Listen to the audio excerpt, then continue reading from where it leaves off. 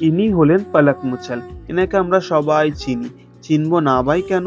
এত ভালো ভালো এবং সুন্দর গান যে তিনি আমাদেরকে উপহার দিয়েছেন। তার এই অসাধারণ গানের গলার জন্য সবাই আমরা তাকে চিনি। কিন্তু তার কাজ সবার থেকে আলাদা। তার কাজ আমাদের সবার হৃদয় ছুঁয়ে যায়। আজ আমরা এই ভিডিওতে পলক মুছলকে গায়িকা হিসাবে দেখব না। দেখব এই সমাজের জন্য নিঃস্বার্থে খেটে যাওয়া এক ব্যক্তি হিসাবে। পলক মুছলের কোন গানটা আপনার হৃদয় ছুঁয়েছে কমেন্টে জানাবেন।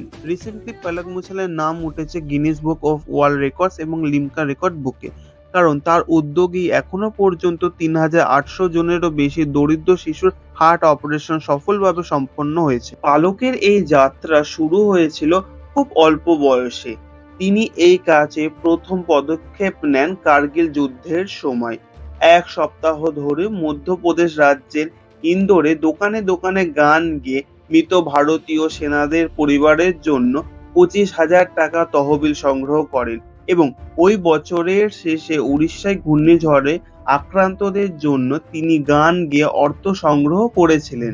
এরপর তিনি একটি স্কুল পড়ুয়ার হার্ট সার্জারির জন্য প্রায় ৫১,০০০ টাকা সংগ্রহ করেন।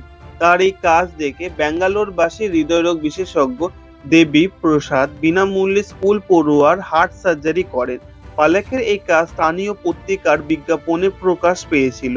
এই কাজ থেকেই তার জীবনের মোড় পাল্টায়। তিনি আরো ৩৩ জন শিশুর একটি তালিকা পায় যাদের হার্ট সার্জারি দরকার, কিন্তু টাকার অভাবে সার্জারি করাতে পারছেন না মা বাবা। এরপর এই কাজে তিনি মঞ্চে মঞ্চে গান গেয়ে টাকা সংগ্রহ করেন দরিদ্র শিশুদের হার্ট সার্জারির জন্য।